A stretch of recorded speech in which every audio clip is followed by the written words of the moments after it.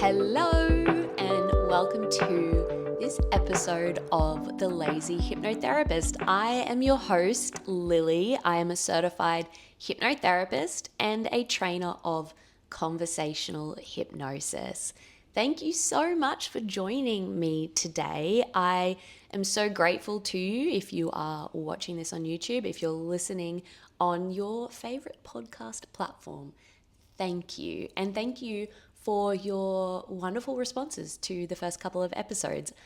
I have already had people messaging me saying, do you train people in Melbourne? Because I want my daughter to go and see them because the traditional way isn't working for them.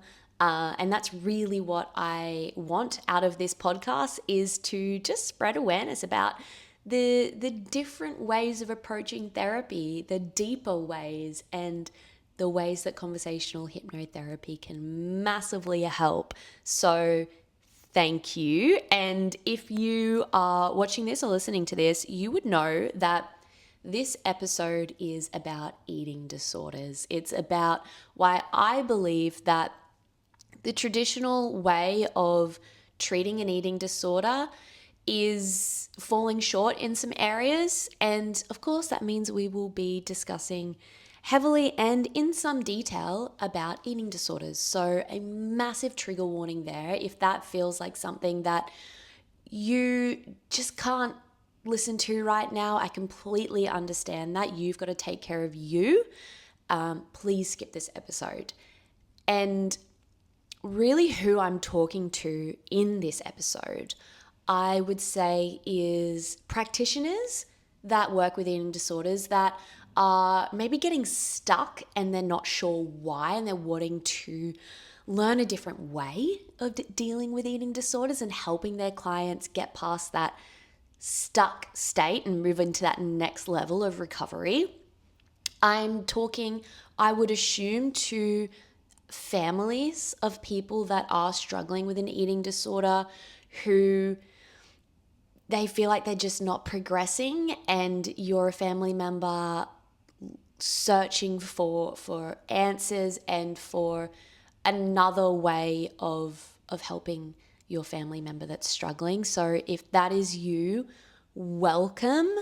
I know that being a family member of someone with an eating disorder can be incredibly distressing and feel really, really hopeless. And I absolutely welcome you here, and I thank you for listening. And I also assume maybe there is someone listening to this that is struggling with an eating disorder and is looking for different ways of working with what they're going through. So if that is you, welcome too. As I said, please only listen to this if you feel like you are okay to, and I will put the link to a helpline if this does trigger you and it does feel quite uncomfortable and that you need someone to speak to ASAP. I will put that in the show notes. So, welcome to all of you listening. Thank you. This episode is about why I believe the traditional way of dealing with eating disorders can fall short. That's not to say that it doesn't ever work. Absolutely it does. If it never worked, it wouldn't be in existence, surely. It absolutely does work for some people. But what we know is that it doesn't work for all. And one of the biggest things with eating disorders is that it can feel like people are kind of in this cycle of recovering and relapsing, going into inpatient care, coming out, going back in. And that's really what perpetuates this idea and this stigma of once you have an eating disorder, you always have an eating disorder, and it just becomes something that you manage as opposed to something that you overcome. And that is something that I fundamentally disagree with. And I think it's a really outdated idea, and one that is based off of the old styles of treating eating disorders, which would keep people stuck and in a pattern and a cycle of recovering, relapsing, recovering, relapsing. Where we are in today's day and age, I fundamentally disagree with that idea that you can never overcome an eating disorder. Anecdotally, I have overcome an eating disorder, and I can fundamentally say that I have been recovered for, how old am I? 10 years, and have not had a relapse into an eating disorder. So I know that anecdotally, but I also know it through my clients. And if you are watching on YouTube and you see me looking down and reading something, I've written some notes. So I'm just reading off of my computer because there's some things that I really, really want to talk about. But if you've listened to the first couple of episodes, you would know that, like I said, I struggled with an eating disorder. The traditional ways of treatment just weren't working for me. What I had tried was just psychology. So I went through a few different psychologists, and I believe they were lovely and they were incredibly educated and had some really good insight for me, but it just didn't click to that deeper level, and I just wasn't able to put into practice what they were telling me, I suppose. Like, it was kind of at that surface level, but it just wasn't able to sink to that deeper level, which is a really common story when it comes to therapy, where it just doesn't click into that sort of next level. That's a really common story that I hear with a lot of my clients, that they'll be in therapy for years. It's great, but they're just not able to get it to that level where it sinks in. And it has like that classic Oprah, like, aha moment. It just hasn't been able to get there. And I also saw a dietitian. And my experience with both was, like I said, yes, it's helpful and it's informative, but with where I was at that time, wasn't able to sink into that deeper level. And I remember going and seeing this dietitian. I think she was a dietitian, not a nutritionist, but I'm not sure. And she, like I said in the last episode, she'd tell me all the things to do and I just never would do them. And every session, she would have me come in and she would weigh me to see if I had gained weight from the last session. And every time I was either like the same or I'd lost weight.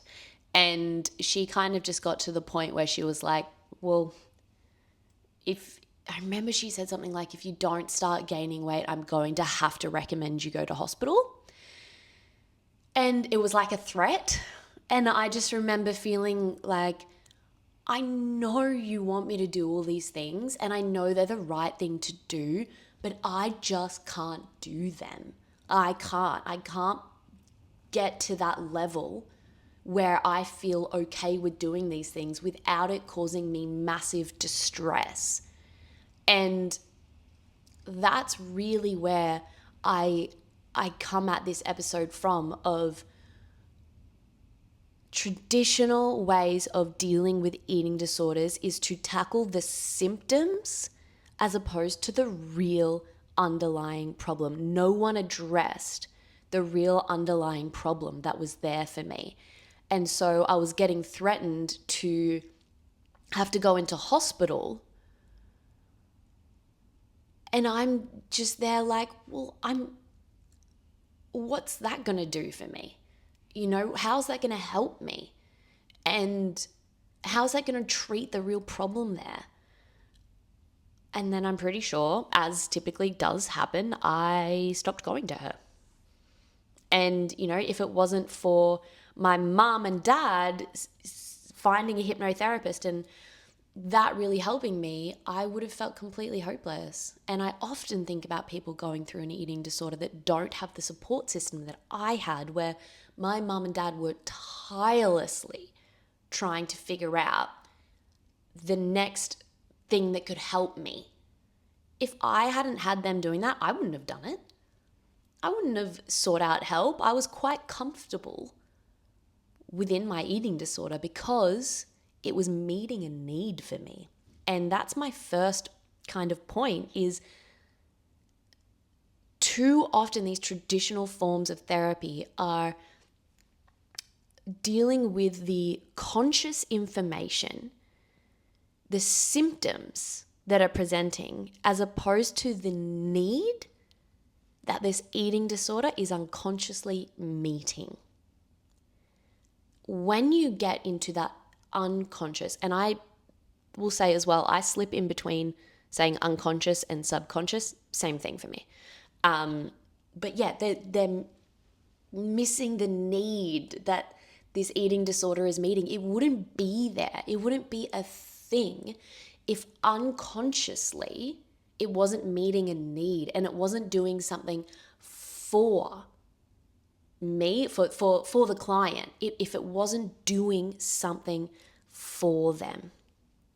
And that's another point that I want to make, is that the traditional forms of therapy, they miss the protective function of the eating disorder. And most importantly, they miss explaining that to the client. So many approaches treat this eating disorder as something to get rid of, as opposed to having the client understand what the eating disorder is doing for them. They only focus on what the eating disorder is doing to them as opposed to what it is doing for them. As human beings, we don't have any part within us that is trying to hurt us. We don't have any part within us that is malicious, that is trying to ruin our lives, that is trying to do anything bad. We are beings that are purely focused on survival. So this eating disorder clearly thinks it's helping us survive. This anxiety, it clearly thinks it's helping us survive. And geez, when we look at it like that, the way that we approach it massively changes. It's something that is trying to do something for you, not something that is trying to do something to you. And that distinction is the biggest distinction we need to make, and we so often don't. I always just thought of this eating disorder as something that hated me.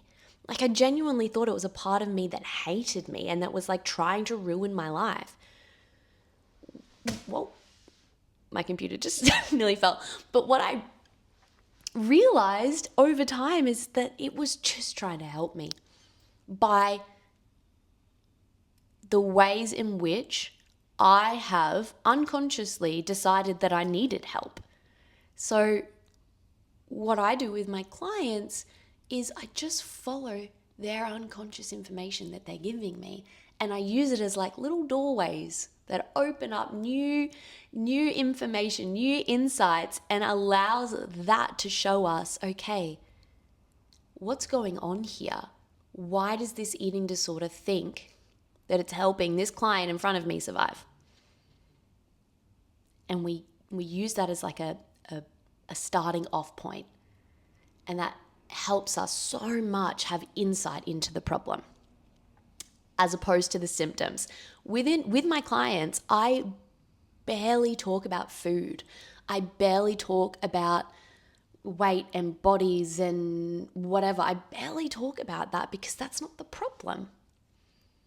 And if we are able to understand and deal with the real problem below it, then the on-flow effect will naturally deal with the symptoms. It's just a naturally occurring thing, but it doesn't work the other way. It has to work from the ground up. It can't work from dealing with the symptoms first. I truly don't believe that, because if that had have worked, I would have been able to overcome my eating disorder purely by seeing the nutritionist. I would have been able to overcome the eating disorder purely by logic. But that's just not possible. It's just not. Another point that I made within my notes is that it can, sometimes I guess um, it can sometimes reinforce this stuck identity, like as something that they'll just always be in recovery from, and that comes from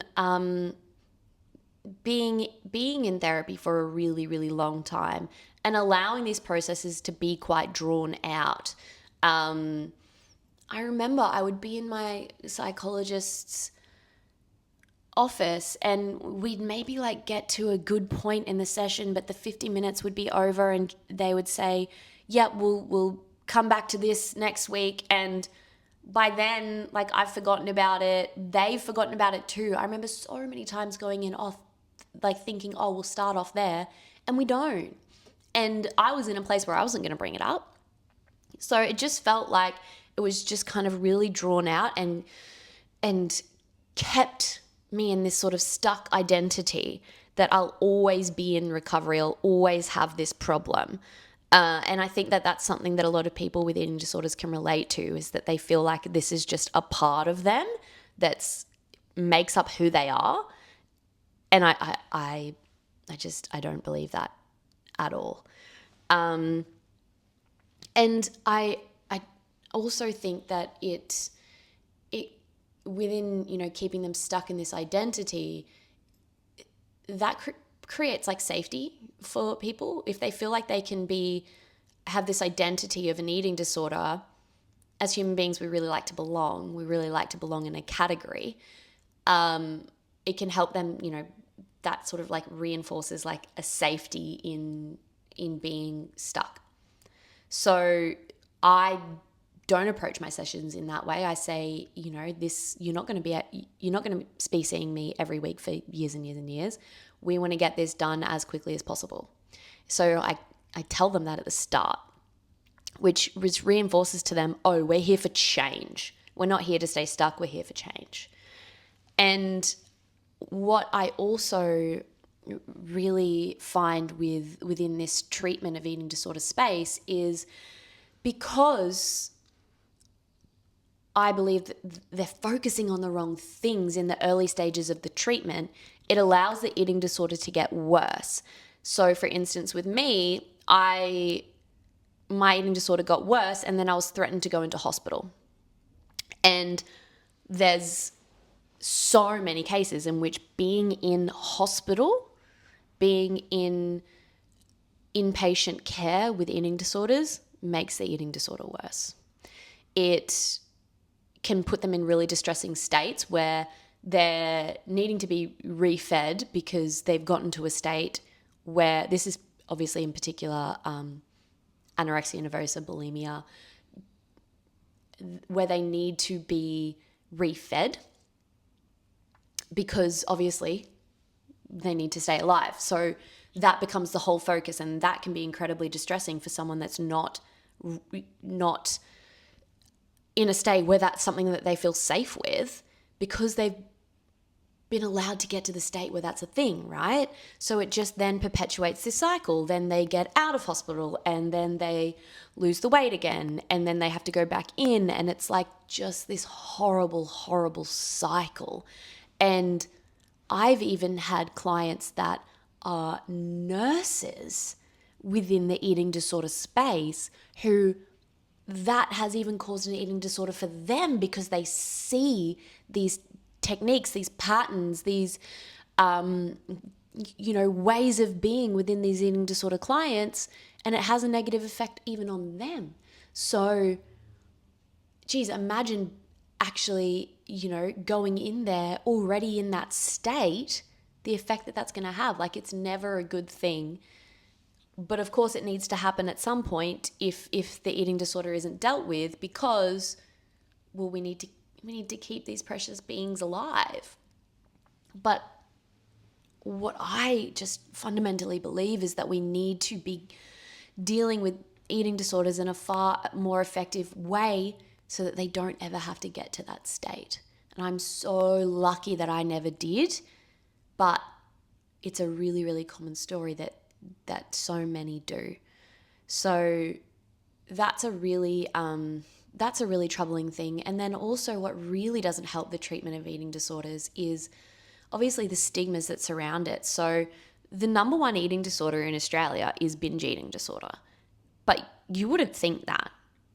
When we talk about eating disorders, typically what comes to mind is anorexia nervosa, because we think of a very particular image when we think of an eating disorder. And whilst that image does exist, it only makes up a very small percentage of the eating disorders that are in Australia right now. The most common, as I said, is binge eating disorder.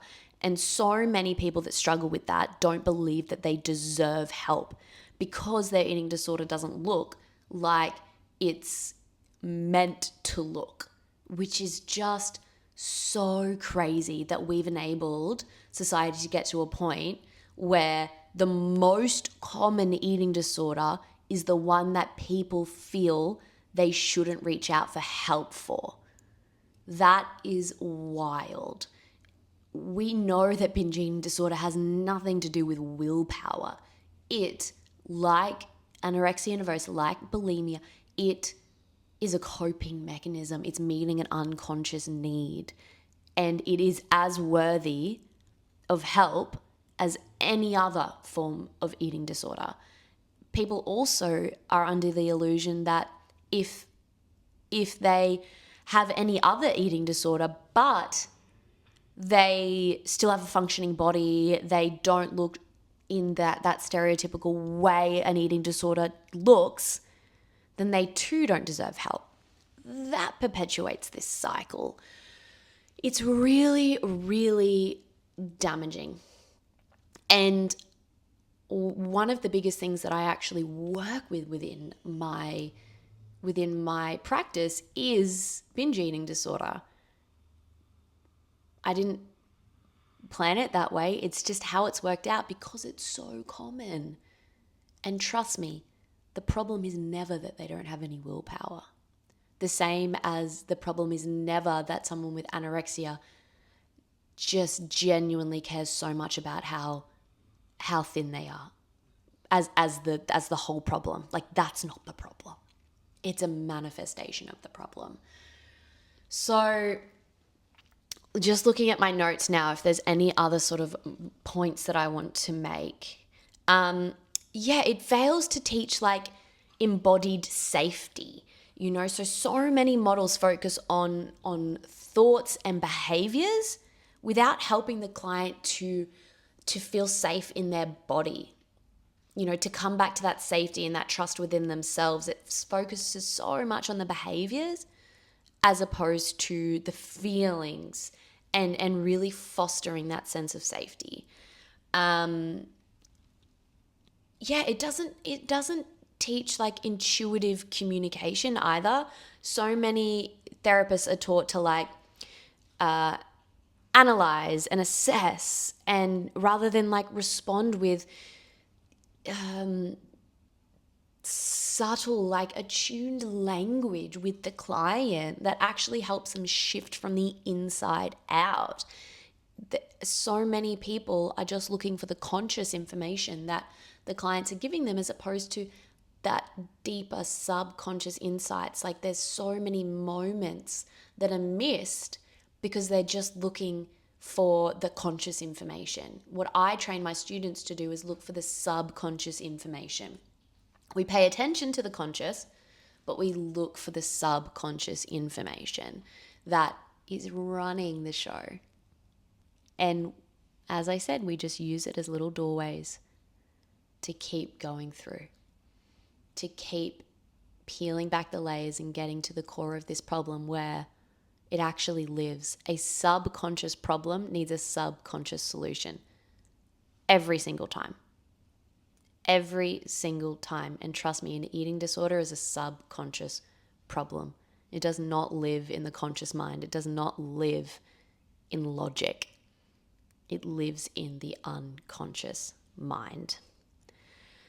So my points really come back to, it just really feels like in so many subtle ways, the traditional way of treating an eating disorder is is just falling short. It's not, as I said at the start, that it never works. It's not that it's completely flawed in every single way. It's just falling short. And through conversational hypnosis, the way that I have found it to be so successful in the treatment of eating disorders is, as I've said probably 100 times in this episode,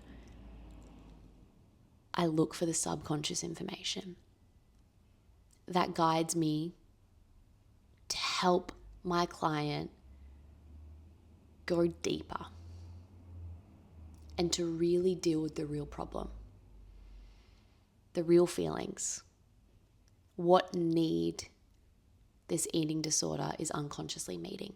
And from there, we're able to make so much incredible change as opposed to just dealing with the symptoms. Because we don't want to be band-aiding this problem. We want to be fixing it from the inside out. Thank you for listening to this episode. I've waffled on for long enough now. I hope that this provided some insight to you. I hope that it helped you, whether you are a family member, a sufferer yourself, practitioner wanting to deepen your practice. I really, really hope that this helped you gain some insight into why the traditional therapy might be keeping eating disorders maintained and helping the sufferers stay stuck. If you are a practitioner and you're listening to this and you're wanting to learn conversational hypnosis to deepen your practice, to help unstick your clients, to take your practice to the next level, I will link below where you can go on and learn my course, Master Conversational Hypnotherapy. You can start learning straight away through the online recorded trainings, and then you can come to any and all future live trainings that happen approximately every 12 weeks. And you can also join in on the Facebook group where students discuss and collaborate. And it's a really, really great way to just network and connect with other practitioners within the space. If you are someone listening to this that's thinking this could really help your family member, or it could really help yourself, reach out to me, and either I would be happy to work with you, or I could recommend a student that is within your area if you are wanting to work more in person. But yeah, thank you so much for listening or watching. You guys on YouTube, thank you. And I will see you next week for our next episode of The Lazy Hypnotherapist. All right, bye.